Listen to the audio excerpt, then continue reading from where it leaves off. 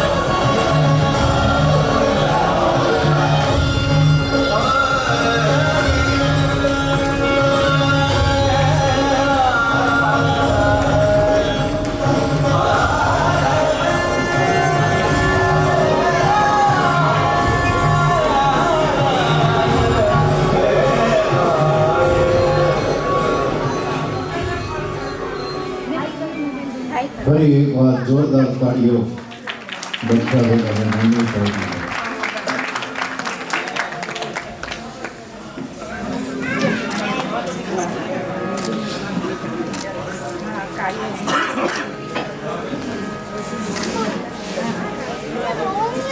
आइए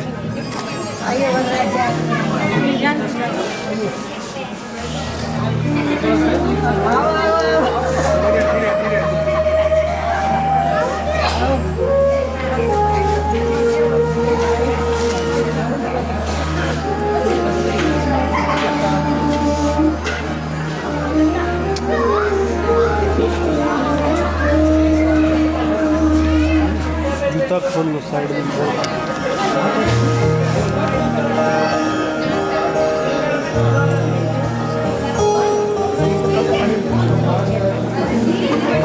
મારે મહાપ્રભુજીને દંડવત કરવા છે. મહાપ્રભુજીને દંડવત કરીને પૂછે છે કે પ્રભુ, હે પ્રભુ, મારી વાણી કેવી લાગી?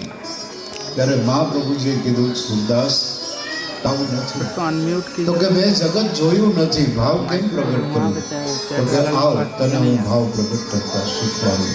અને માથે હાથ મૂકી કૃષ્ણ લીલા સુરદાસજીને મહાપ્રભુજીએ આશીર્વાદ આપ્યા અને સુરદાસજીએ મનોરથ કર્યો કે 1.25 લાખ પદ ઠાકોરજીના લખવા, પણ લખી ન શક્યા. 1 લાખ પદ લખાણા અને જીવન પૂરું થઈ ગયું.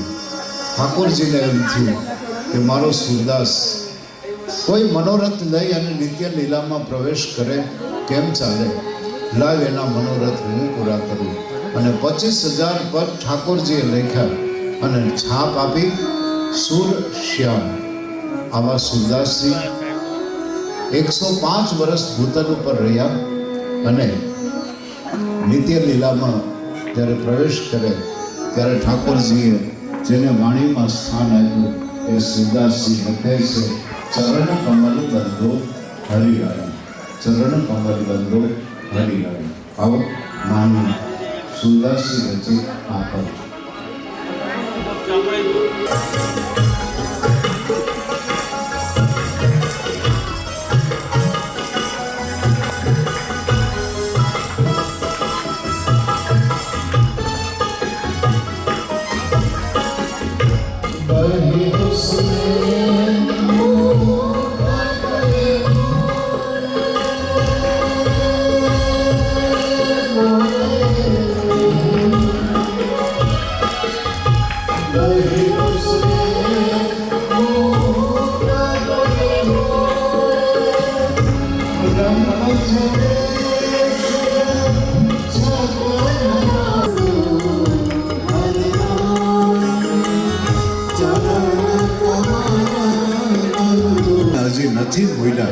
એ અહેસાસ કરાવવા હું આપને વિનંતી કરું છું કે એકવાર જોરદાર સુરદાસજી માટે તાળી પાડો. ચરણ આવી અને આશીર્વાદ આપે છે.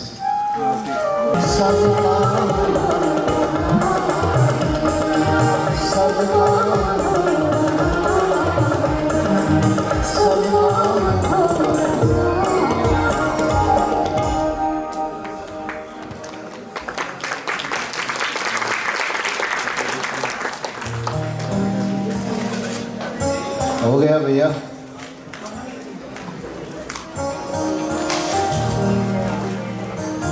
અત્યારે શુભ ચોઘડીઓ ચાલે છે અને મારે મંગળા તમને શુભ ચોઘડિયામાં કરાવવા છે, એટલે હું જરાક ઉતાવળ કરાવું છું. એટલે હું જલ્દી દર્શન કરાવું કે નિરાતે કરાવું એ તમારા ઉપર છે. કારણ હવે આજ આપણી પાસે 12 વાગ્યા સુધીનો સમય છે, એટલે આપણે આનંદથી દર્શન કરવા હોય તો એ મને કહેજો. ઉતાવળ કરાવવી હોય તો એ દર 15 મિનિટે એક દર્શન થાય તો એ 2 કલાક તો મારે જોઈએ. કારણ બીજે ગમે ગયા હોય તો ઉતાવળ કરીને અમે ગોટો વાળી દઈએ, પણ અહીંયા વળાય એમ નથી. કારણ આના ભક્તિના પ્રતાપે, આ દાંપત્યના ભક્તિના પ્રતાપે ઠાકોરજી આવ્યા છે. સાંભળી ગયો ઝાંખીનો મહિમા. શ્રીનાથજીનું પ્રાગટ્ય શું કામ? બરાબર 5,500 વર્ષ પહેલા કૃષ્ણ પરમાત્માએ એ પ્રાચીના પીપળે ફાની દુનિયા છોડી. એક જરા પારધીના બાણથી વિંધાય અને કૃષ્ણ પરમાત્મા સ્વધામ સીધાયેલા. જગતના લોકો રડવા માંડ્યા, આક્રંદ કરવા માંડ્યા કે હે કૃષ્ણ, હે કૃષ્ણ, હે કૃષ્ણ, મારા નાથ, હે મારા નાથ, અમે આપ વગર નહીં જીવી શકીએ. ત્યારે કૃષ્ણ પરમાત્માએ આકાશવાણીના માધ્યમથી મને ને તમને જગતના જીવોને એક સાંત્વન આપ્યું કે આક્રંદ કરોમાં પહેલો નિયમ જાણી દો સૃષ્ટિનો કે જે આવે છે એને જવું પડે.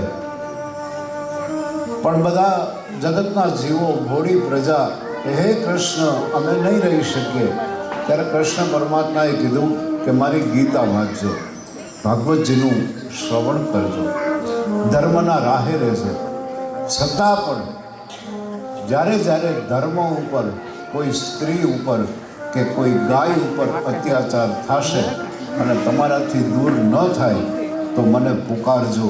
યદા યદા હિ ધર્મસ્ય ગ્લાનિન ભવતી ભારત, હું પાછો અવતાર ધારણ કરી અને પૃથ્વી ઉપર આવીશ. મિત્રો, વાત કહેતા વાર લાગે. ભારતની અંદર 5,500 વર્ષ પહેલાં કૃષ્ણએ આપેલું વચન, 550 વર્ષ પહેલાં ભારતમાં વિધર્મીઓનો ત્રાસ શરૂ થયો. ક્યાંય ભાગવતજીનું રસપાન ન થાય. હિન્દુ સંસ્કૃતિ ધર્મ વિહોણી બનતી ગઈ. માયાવાદ, માયાવાદ, માયાવાદ, જ્યાં જુઓ ત્યાં પૈસા, પૈસા, વિધર્મીઓનો ત્રાસ, ક્યાંય યજ્ઞ ન થાય. હિન્દુ સંસ્કૃતિ સંતો પાસે જઈ અને પૂછ્યું કે હવે શું કરવું? તો કીધું કે હાલો એ કૃષ્ણ પરમાત્માને પુકારીએ, એનું વચન યાદ કરાવીએ. એ ભોળી પ્રજા, સાધુ સંતો, એ ગાવડિયું, એ અન્યોરના ગોવર્ધન પર્વત ઉપર જઈ 2 હાથ જોડી અને કૃષ્ણ પરમાત્માને પુકારે. આ પુકાર સાંભળી શ્રીનાથજીનું પ્રાગટ્ય વિક્રમ સંવત 1466 શ્રાવણ સુદ નાગપંચમીના દિવસે અન્યોરના ગોવર્ધન પર્વત ઉપર પ્રથમ બ્રજવાસીઓને વામભુજાના દર્શન થયા. કોઈ માનવ જાતને ખબર નથી કે અહીંયાથી પૃથ્વીમાંથી હાથ પ્રગટ્યો છે. પણ નંદ બાબાના નેહની નરો ગાય ચારો ચલવા જાય. આ નરો ગાય સ્વાદુ પાંડેને વિચાર કરે કે અહીંયા કાંઈક હાથ પ્રગટ્યો છે, ત્યાં દૂધનો સ્ત્રાવ કરે. જ્યારે સ્વાદુ પાંડેના માણસો દોવા બેસે, દૂધ ઓછું આવે. તપાસ કરો કે મારી ગાવડી કેમ દૂધ ઓછું આપે. તપાસ કરી ત્યારે ખબર પડી કે એક વામભુજા પ્રગટી છે ને ત્યાં ગાય સ્ત્રાવ કરે છે દૂધનો. સાધુ સંતોને પૂછે છે એ વ્રજવાસી કે આ ગોવર્ધન ગિરધારીનો હાથ તો નહીં હોય ને, કે ચર્ચા કરોમાં અભિષેક શરૂ કરો. અભિષેક શરૂ થયા અને આ અભિષેક 16 દિવસ સુધી વામભુજાના દર્શન થયા અને 69 વર્ષ સુધી અભિષેક ચાલ્યા. ત્યારબાદ આ સેવાના ફળ સ્વરૂપે વિક્રમ સંવત 1535 ચૈત્રવદી 11 સતભિષા નક્ષત્ર અભિજીત મુહૂર્ત મધ્યાહન કાળ ગિરિરાજજીની કંદરામાં ગોવર્ધનનાથ શ્રીનાથજીના મુખારબિંદનું પ્રાગટ્ય થયું અને બરાબર તે જ દિવસે આ બંગાળની ધરતીમાંથી એક બ્રાહ્મણ પરિવાર લક્ષ્મણ ભટ્ટ ઈલમમાં ગારું વિધર્મીઓના ત્રાસથી ભાગતા ભાગતા ભાગતા મધ્યપ્રદેશની પવિત્ર ભૂમિ ઉપર આવી અને એક શનિ વૃક્ષની છાયામાં બેસે છે. ઈલમમાં ગારું સગર્ભા હોય છે, પણ હજી તો આવી અને આમાં બહુ શ્રમ પડ્યો છે અને શનિ વૃક્ષની છાયામાં બેસે છે. ત્યાં એક હાથ પડ્યો કે ભાગો ભાગો, વિધર્મીઓ આવે છે, ભાગો ભાગો. આ ફાળમાં ને ફાળમાં ઈલમમાં ગારુને પ્રસૂતાની પીડા ઉપડી. અધૂરા માસે શનિ વૃક્ષની છાયામાં એક બાળકને જન્મ આપે છે. બાળક જન્મતા વેત નિસ્તેજ લાગે છે, કાંઈ અવાજ ન થયો. માતા પિતાને ભય હતો કે હમણાં વિધર્મીઓ આવી અને અમારી ઉપર હુમલો કરશે. બાળકને ત્યાં ને ત્યાં મૂકી અને નીકળી જાય છે. મધ્યરાત્રિએ ઈલમમાં ગારુને સ્વપ્ન આવે છે. સ્વપ્નમાં બાળક પુકારે છે કે માં, હે માં, હું જીવન છું, મને લઈ જાઓ. ઈલમમાં ગારું લક્ષ્મણ ભટ્ટને વાત કરે. લક્ષ્મણ ભટ્ટ સ્વજનોને વાત કરી. એ મધ્યરાત્રિએ મધ્યપ્રદેશની પવિત્ર ભૂમિ, એ ચંપાના વન અને મધ્યરાત્રિએ શનિ વૃક્ષની છાયામાં આવીને જુએ છે તો એક 7 અગ્નિના કોઠાની વચ્ચે એક બાળક હસતું તું, રમતું તું, બીજું કોઈ નહીં. અખંડ ભૂમંડલાચાર્ય મહાપ્રભુજીનું પ્રાગટ્ય જગતના જીવોના ઉદ્ધાર માટે પૃથ્વી ઉપર થઈ ચૂક્યું છે. મેં કીધું ઠાકોરજીના મુખારવિંદનું પ્રાગટ્ય થયું ત્યારે તમે તાળી ન વગાડી, અને મેં કીધું મહાપ્રભુજીનું પ્રાગટ્ય થયું તમે તાળી વગાડી. મારી 2000 કિલોમીટરની મુસાફરીનો થાક તમે ઉતારી દીધો. કારણ મહાપ્રભુજીનું પ્રાગટ્ય ન થયું હોત ને તો ઠાકોરજી શું છે એ મને તમને ખબર ન પડે. કબીર સાહેબને યાદ કરો. કબીર સાહેબનો એક દુહો છે કે અત્યારે ઠાકોરજી મને તમને દર્શન દે અને આ બાજુ મહાપ્રભુજી પણ દર્શન દે તો પહેલાં પગે કોને લાગવું? જુઓ કબીર સાહેબ જવાબ આપે છે કે ગુરુ ગોવિંદ દોનો ખડે કિસકો લાગુ પાય, બલિહારી ऐसे गुरु वर की जिन्हें मुहे गोविंदियो बताए. એ મહાપ્રભુજીના પ્રાગટ્ય માટે આ બધાએ તાળી પાડી. તમને ઘણું જીવાડે ઠાકોરજી. મહાપ્રભુજી ધીમે ધીમે ધીમે મોટા થવા લાગ્યા. 11 વર્ષની ઉંમરમાં મહાપ્રભુજીએ અણુભાષ્યો આપ્યા, નિબંધ આપ્યો. 84 જગ્યાએ બેસી મહાપ્રભુજીએ ભાગવતજીને ઉદ્ઘાટિત કર્યું. મહાપ્રભુજીનું પ્રાગટ્ય ન થયું હોત તો મારી તમારી પાસે ભાગવત ન હોત. મહાપ્રભુજી 11 વર્ષની ઉંમરે ભારતની પ્રદક્ષિણા કરવા નીકળ્યા. અત્યારનું ઝારખંડ ત્યાં પહોંચ્યા. ઠાકોરજીએ સ્વપ્નમાં આવી આદેશ કર્યો કે મહાપ્રભુજી અન્યોરના ગોવર્ધન પર્વત ઉપર મારા મુખારવિંદનું પ્રાગટ્ય થઈ ચૂક્યું છે. આપ આવો, સાથે સ્વાદુ પાંડેને લાવો, વ્રજવાસીઓને લાવો અને મારું પૂર્ણ સ્વરૂપે પ્રાગટ્ય કરાવો. જગતને બ્રહ્મ સંબંધ આપો, પુષ્ટિ માર્ગની સ્થાપના કરો. મહાપ્રભુજી, સ્વાદુ પાંડે અને વ્રજવાસીઓ વિક્રમ સંવત 1549 ફાગણ સુધી 11 બૃહસ્પતિના દિવસે અન્યોરના ગોવર્ધન પર્વત ઉપર મહાપ્રભુજી સ્વાદુ પાંડે એ મુખારવિંદની સામે ઘોડા વ્રજવાસીઓ ઊભા છે અને મહાપ્રભુજી એક સ્તુતિ કરે છે. આ સ્તુતિને વૈષ્ણવો ગિરિરાજ ધાર્યષ્ટકમ કહે છે. હું પૂછી શકું પારેખ પરિવારના મહેમાનોને કે ગિરિરાજ ધાર્યષ્ટકમ કોને આવડે છે? જરા હાથ ઊંચો કરે. હું પૈસા નથી માગતો, હાથ ઊંચો કરવાનું કહું. 1 2 3 બરાબર. હું કોઈ પુષ્ટિ માર્ગનો પ્રચારક નથી. આ પહેલી વાત. પણ મેં સંતો પાસેથી સાંભળ્યું છે કે જે ઘરની અંદર ગિરિરાજ ધાર્યશકમ રોજ ગવાય, એમાં એ ખાસ કરીને બહેનો આ ગિરિરાજ ધાર્યષ્ટકમ દરેક પુસ્તકમાં હોય એની ઝેરોક્સ કરી પાણીયારે લગાડી દેવી. આ કોઈ અંધશ્રદ્ધા નથી, કરીને જ કહું છું. આ પાણીયારે લગાડી અને રોજ રસોઈ કરતે કરતે મમ પ્રભુ શ્રી ગિરિરાજ ધારી, મમ પ્રભુ શ્રી ગિરિરાજ ધારી, જેટલી વાર રસોઈ કરો એટલી વાર તમે આ ગાશો. તમારા ઘરની અંદર ધન ધાન્ય નહીં ખૂટે, તમારા ઘરની અંદર રોગ નહીં આવે, તમારા ઘરમાં તમને વ્રજ જેટલી શાંતિ મળે ને તો ચાલુ રાખજો, બાકી ન રાખતા, ન ગાતા. અહીંયા હું 2 લાઈન ગવડાવીશ. મમ પ્રભુ શ્રી ગિરિરાજ ધારી. મહાપ્રભુજી 2 હાથ જોડી સ્તુતિ ગાઈ છે. આપણે પણ ગાઈએ. આજના આ પવિત્ર દિવસે ઠાકોરજીનું પ્રાગટ્ય થાય છે ત્યારે મહાપ્રભુજી ગિરિરાજ ધારી છે.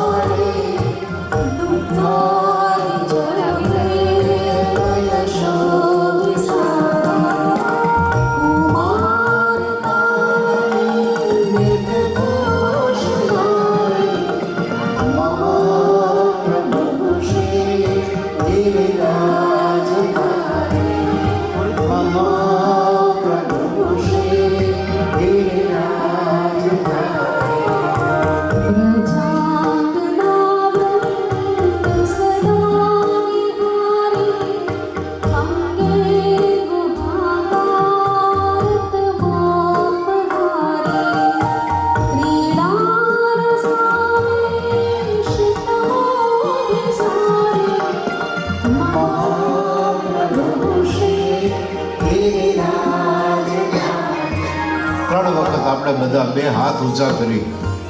બાળક રડે ને તો માં ધ્યાન ન આપે, પણ બાળક 2 હાથ ઊંચા કરીને રડે ને એટલે માં બધા કામ પડતા મૂકીને તેડી લે. જગતના નાથ શ્રીનાથજીનું પ્રાગટ્ય થાય છે. બાળક બની અને હું ને તમે, હે કૃષ્ણ, હે મારા નાથ, મમ પ્રભુ શ્રી ગિરિરાજ ધારી.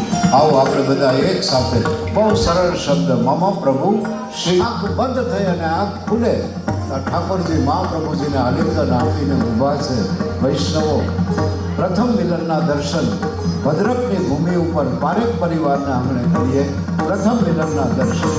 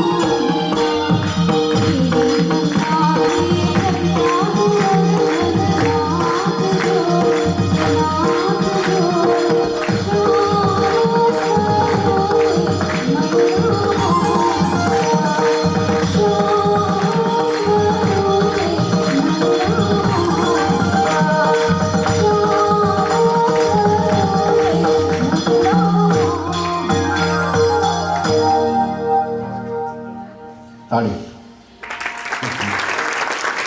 મને એમ થાય કે તમે જાગ્રત છો. આ સમાધિ અવસ્થા છે. ઠાકોરજીનું પ્રાગટ્ય થયું, મહાપ્રભુજીને આજ્ઞા કરી કે પુષ્ટિ માર્ગની સ્થાપના કરો. વૈષ્ણવોની એક ઓળખ માટે બ્રહ્મ સંબંધ આપો. પ્રથમ બ્રહ્મ સંબંધ દામોદરદાસ હરસાણીને આપ્યો. પૂરણમલ ક્ષત્રિયના દ્રવ્યથી ઠાકોરજીનું એક મંદિરનું નિર્માણ થયું અને અક્ષય તૃતીયાના દિવસે ઠાકોરજી પાટે પધાર્યા. મંગળાથી લઈ શયન સુધીના દર્શનનો મને તમને લાભ આપ્યો. દરેક દર્શનનું મહત્ત્વ છે, હું સમજાવું અને તમે સાંભળો. પણ તમે તાળી એવી વગાડી, હા. ભદ્રકમાં આટલા વૈષ્ણવો આટલા ભાવથી આમ દર્શન, અને ઠાકોરજીના દર્શન કરવા જાઓ ને ત્યારે ચહેરા ઉપર સ્મિત લાવજો. કારણ ઠાકોરજીને દરેક વસ્તુ આપણે તાજી જ ચડાવીએ છીએ. આમાંથી કોઈ વૈષ્ણવ ઊભો થઈને એમ કહે કે રાતનું અમે રાંધેલું ઠાકોરજીને સવારમાં કલાવો આપ્યો, એવું કયો હાલો? નહીં, બધું તાજું, ફૂલ તાજા, દૂધ તાજું. તો ચહેરો એ તાજો રાખવો પડે ને. અમારા જૂનાગઢમાં એક જણો હવેલી એ રોજ જાય, કાંઈ આવડે નહીં, હાથ જોડીને એમ કહે કે મારો દિવસ સારો જાય, બસ આટલું કહીને વયો જાય. મારો દિવસ સારો જાય, આટલું કહીને વયો જાય. 15 દિવસ પછી ગયો ને તો ઠાકોરજી મોઢું ફેરવીને ઊભા થાય. એટલે આણે કીધું, કા પ્રભુ તમે મોઢું આમ ફેરવીને ઊભા? તો કે તું રોજ શું કામ આવેશ? તો કે તમારા દર્શન કરું છું, મારો દિવસ સારો જાય. તો કે કોઈ દી મારો દિવસ પણ સારો જવો જોઈએ ને. તું ડાચા ચડાવીને રોજ મારો દિલ બગાડે છે. નહીં, ઠાકોરજીના દર્શન થાય છે હવે. પણ તમે તાળી આપી નિર્વેદ. આ બધા સત્સંગ આ કલકત્તાથી બહેનો આવ્યા છે, આ બાજુ મુંબઈથી આવ્યા છે, ક્યાંયથી લોકો આવ્યા છે. અને એક પારેખ પરિવારમાં ઉત્સવનો જ્યારે માહોલ સર્જાણો છે ત્યારે એક પદ ગાઈને મંગળાના દર્શન કરીએ.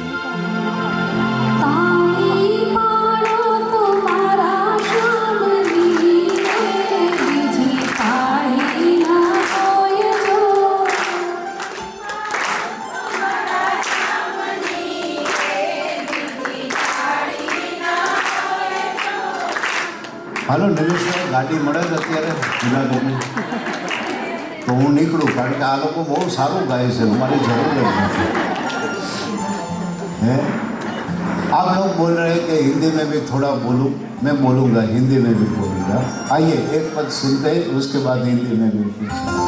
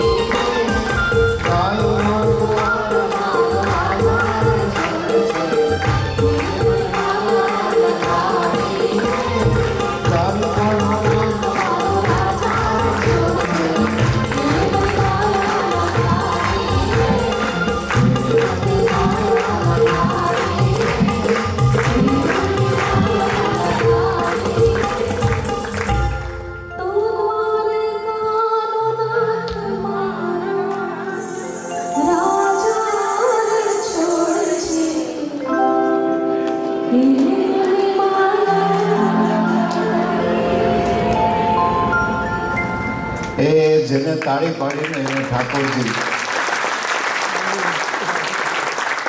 125 વર્ષનું આયુષ્ય આપશે અને નથી વગાડીને એને 150 વર્ષનું. भले ना दुखी खाए मारे क्या जोड़े. बस इस तरह आप सत्संग में जुड़ चुके हैं और आइए हम मंगला के दर्शन करते हैं. मंगला के दर्शन करने से जीवन में कभी दुख नहीं आते, ऐसे पुष्टि मार्ग में लिखा है. ये हिंदी भाषी सुन ले. ये हवेली संप्रदाय और हवेली में सबसे पहला दर्शन इस मंगला का दर्शन करते हैं. उसमें नहाने की ज़रूरत नहीं है. हम पथारी में से जागे और सीधा दर्शन करने जा सकते हैं, ऐसा गोस्वामी बाल को कहते हैं. ये मंगला के दर्शन है. ये दर्शन करने से कभी दुख नहीं आता. હવે ગુજરાતીમાં કહું, મંગળાના દર્શન કરવાથી સુખી થવાય. પણ હવે મારે ભદ્રકમાં પૂછવું છે નિમેશભાઈ કે દુઃખી કોણ છે? હાથ ઊંચો કરે. તો આ દર્શનને આપણે કેન્સલ કરીએ અને સીધા શૃંગાર દર્શન ઉપર લઈ જાય. એટલે તમારી 15 મિનિટ બચે. કરો એવું? ના, ઓલા માળી ના પડે. એ તમે કહો તો એ ન કરો. મંગળાના દર્શન કરવાથી સુખી થવાય. આપણી સુખની વ્યાખ્યા જુદી છે અને મહાપ્રભુજીએ સુખની વ્યાખ્યા અલગ બતાવી છે.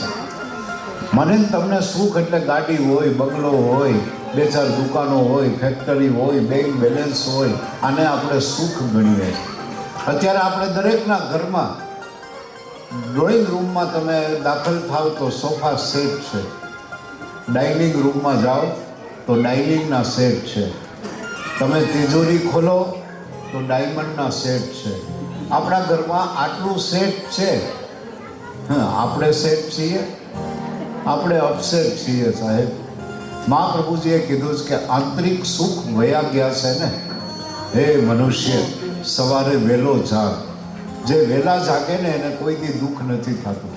આપણે 10 વાગે તો જાગીએ એટલે દુઃખીના દાડિયા થઈ જાય. સાહેબ, મંગળાના દર્શન કરવાથી સુખી થાય. એક નાનકડી વાત કરી દઉં.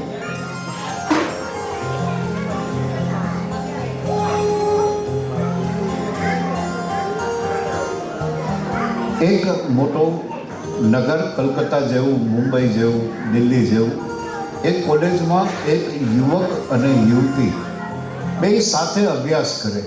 સાંભળજો બધા. બે એટલા બધા ક્લોઝ ફ્રેન્ડ બની ગયા. બેયને સારી જોબ ઉપર સર્વિસ મળી ગઈ. પછી યુવકે ઓફર કરી કે મારે તારી સાથે લગ્ન કરવા છે, તું લગ્ન કરીશ? તો કે મારી ઘરે આવીને મારી બાને મળી જાય, મારા મમ્મી હા પાડે ને તો લગ્ન કરું. આ યુવક માને મળવા જાય છે કે નમસ્તે આંટી. તો કે બોલ.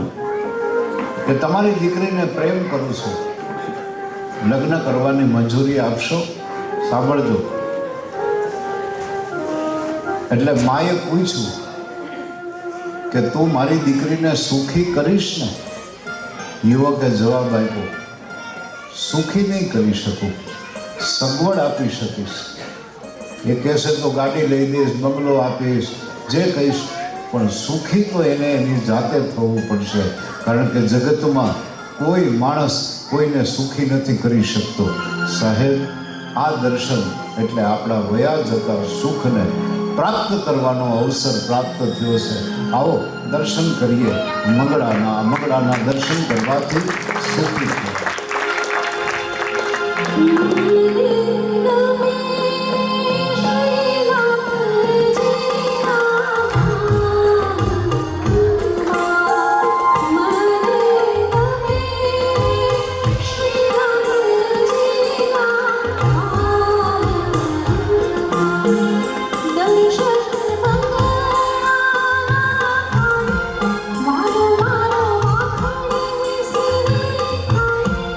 Vaishnav darshan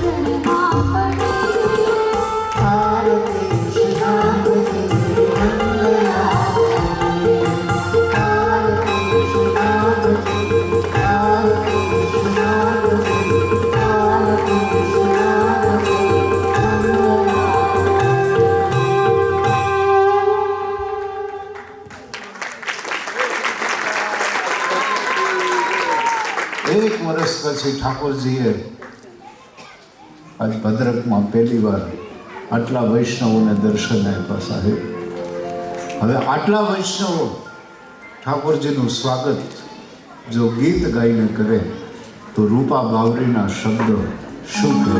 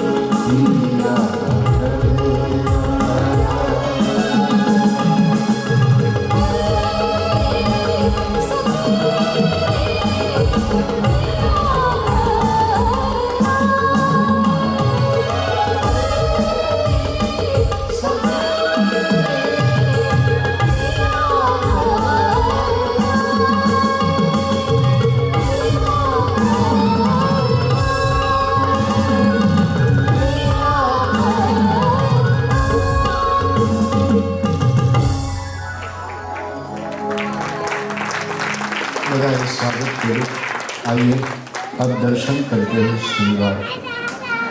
श्रृंगार के दर्शन करने से स्वर्ग लोक की प्राप्ति होती है.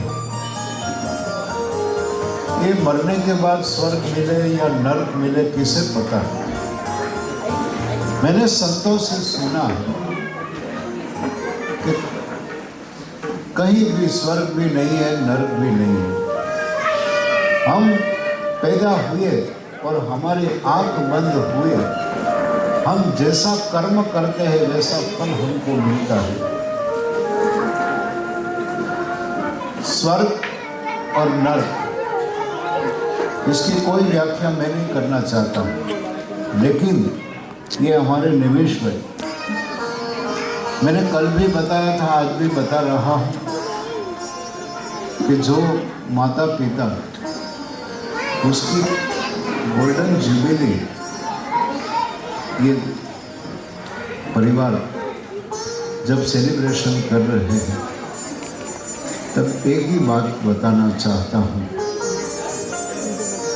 कि स्वर्ग में माँ और बाप है कि नहीं मुझे पता नहीं। स्वर्ग में माँ और बाप है या नहीं मुझे पता नहीं, लेकिन मुझे इतना पता है कि माता पिता के चरणों में स्वर्ग है और है।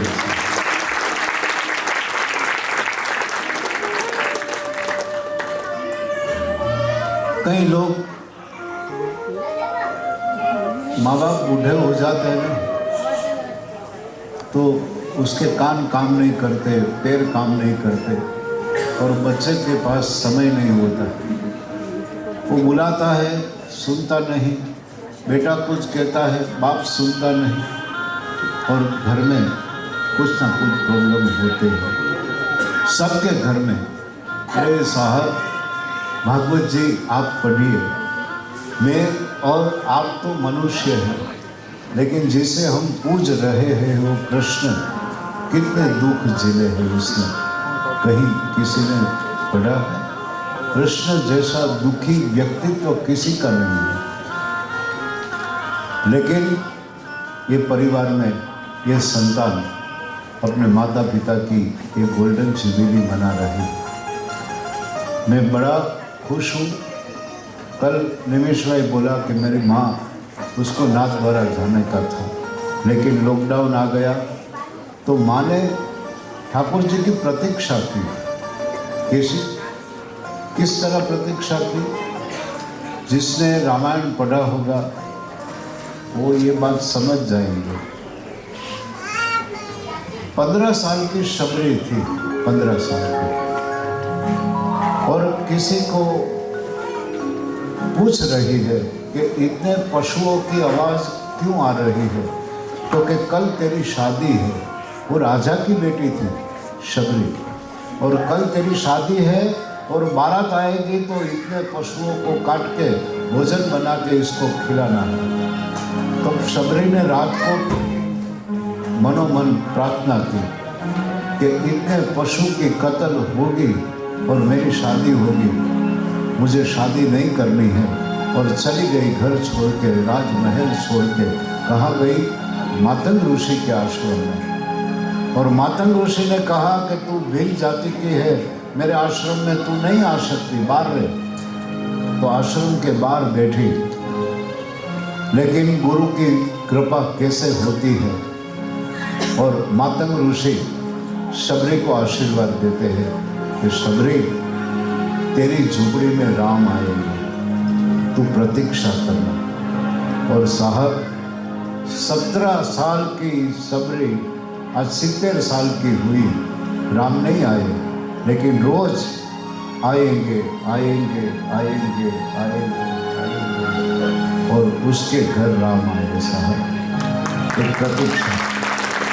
ये हमारे दक्षागढ़ में ऐसी एक प्रतीक्षा की कि मेरे यहाँ ठाकुर जी पधारे, ठाकुर जी पधारे, ठाकुर जी पधारे, और ऐसे बेटे सबको दे जो माँ की इच्छा को ये धरती पे पूरी कर सके। और ठाकुर जी आए, लेकिन इंतजार कैसा था?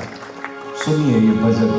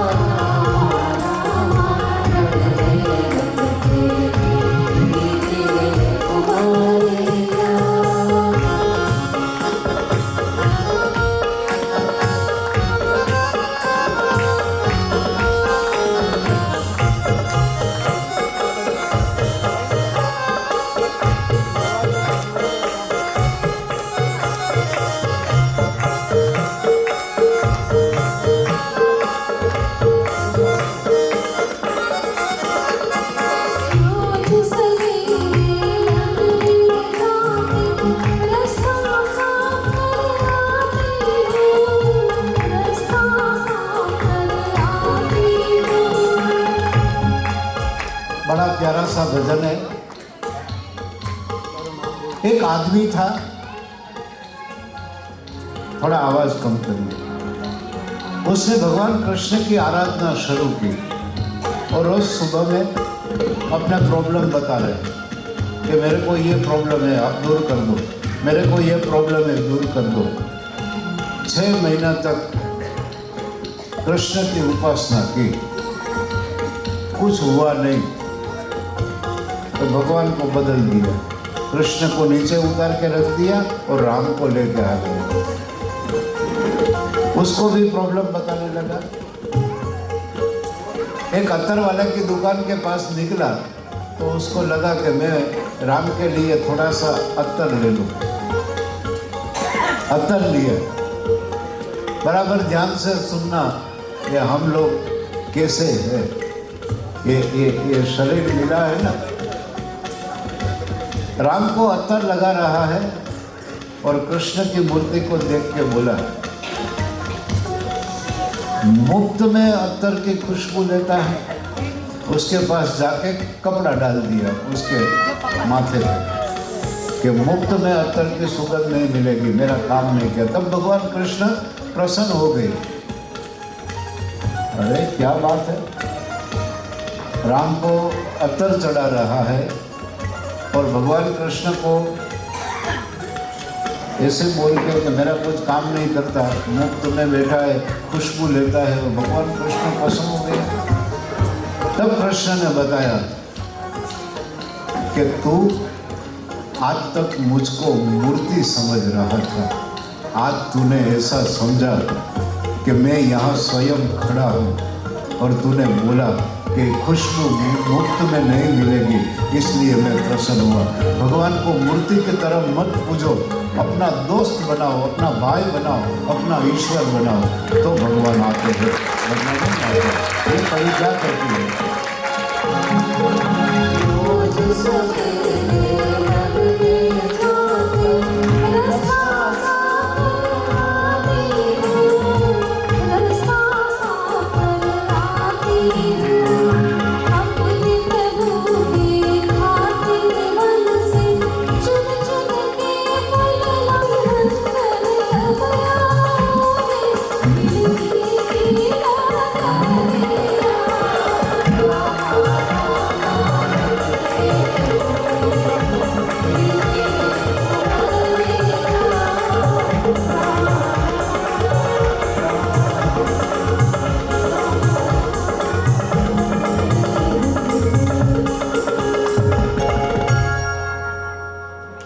ऐसा रटन हमारा मातोश्री ने किया, दक्षा बेन ने किया।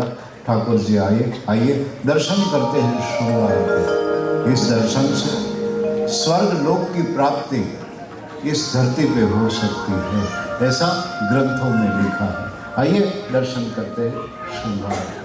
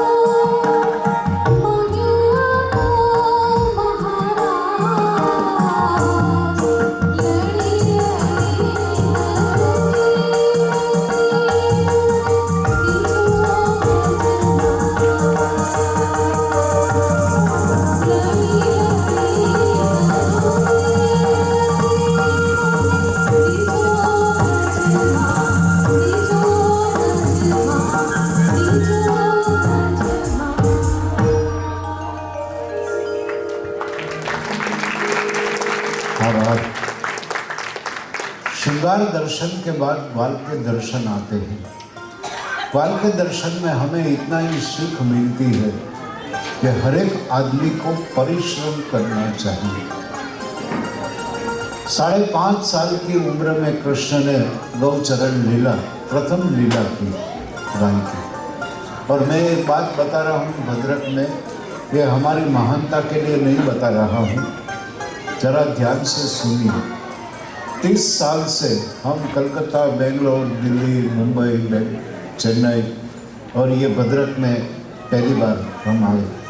30 साल से हम स्टेज कार्यक्रम करते हैं, लेकिन वल्लभ की कृपा हुई, ठाकुर जी की कृपा हुई, और ये जो हमारे साथ तबला उस्ताद चिंतन वो बजा रहा है, उसने मुझे कहा कि भाई बहुत प्रोग्राम किए, अब कुछ सेवा करें। बोल बेटा क्या करना है?